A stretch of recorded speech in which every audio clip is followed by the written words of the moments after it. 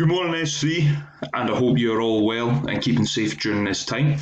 As you have now moved on to the elective part of your journey in PE, it is essential that you understand that you need to gain a better knowledge of the theory as well as the practical. So with you now moving into S3, you have now moved into one period in the classroom where we look at the theory and then 2 periods of practical. Obviously, during this time when we're not at school, I felt it was best that I could upload an audio file of me going through the presentation and what it is we're actually expecting you to do in PE. Now,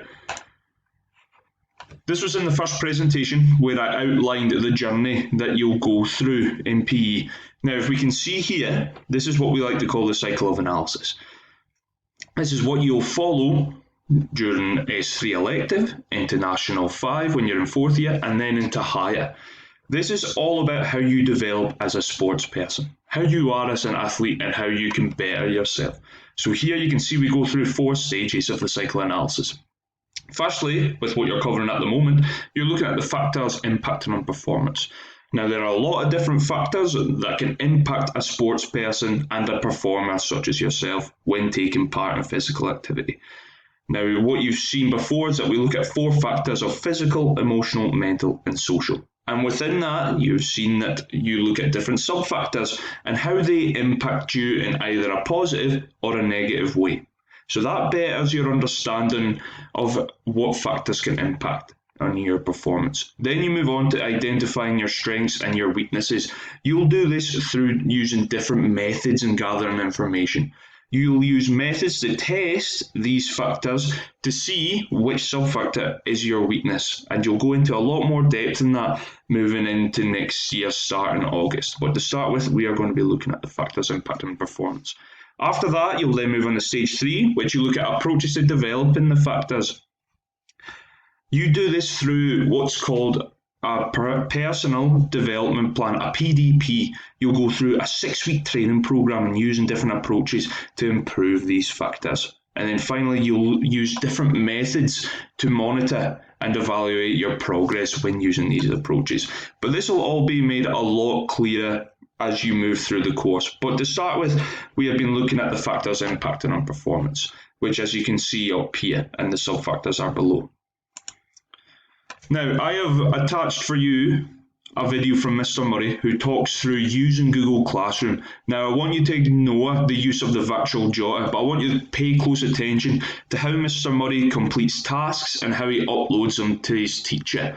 Now, what some of you have already noticed, and well done to those that have been completing the tasks, is that if anybody puts in a comment in their assignment, I comment back ASAP. I'm commenting back straight away with further help. But I felt with use of this, me going through the presentation will give you further help.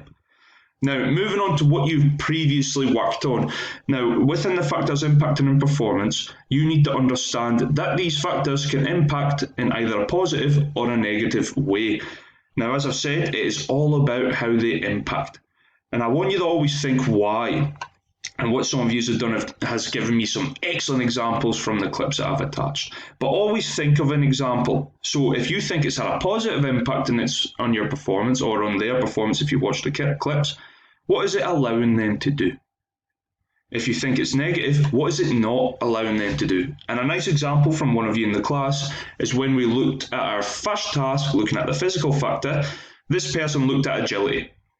They said that the impact was positive, and what has it allowed them to do? So it's allowed the players were able to go in one direction and quickly change to the other, which would trick their opponents and allow them to get past them.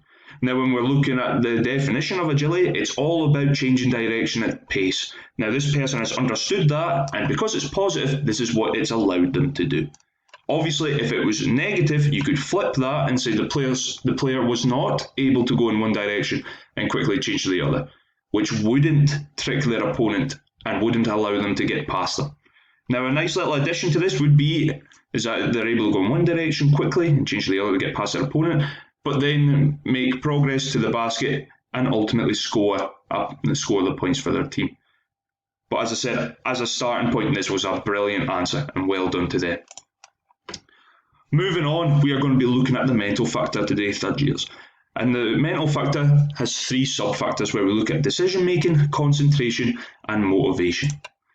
Now, as I've previously said there, with regards to agility having a definition, I want you to make sure that you're looking at these definitions and you're understanding them.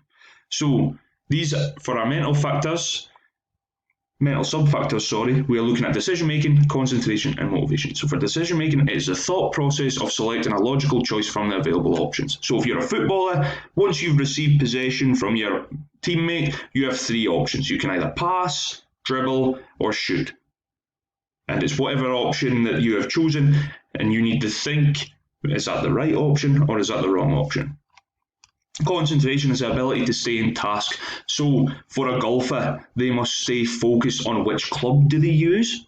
They need to concentrate on the wind direction, they need to concentrate in their swing, and they need to concentrate on where the target is and where they're aiming for.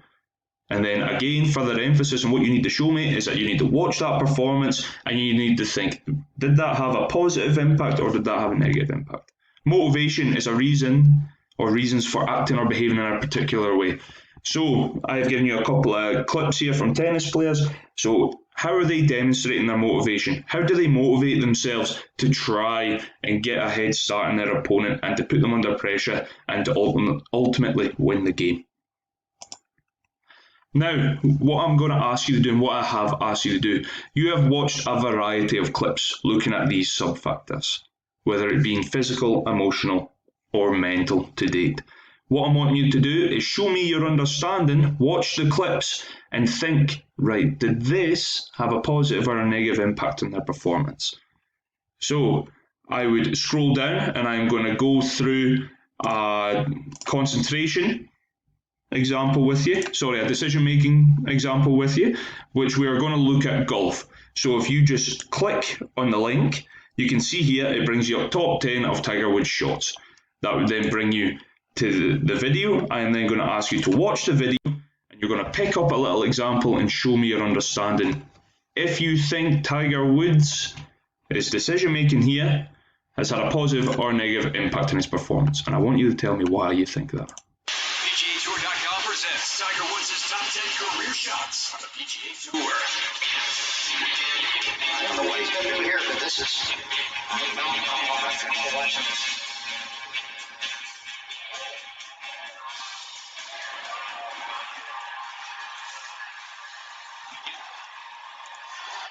After watching the clip here, as you can see, Tiger Woods has been able to chip it right into the hole. So if I'm going to go to my task sheet, I'm then going to, at the start, you'll work through the task sheet, but when it comes to Tiger Woods' question, I'm then going to scroll down to find.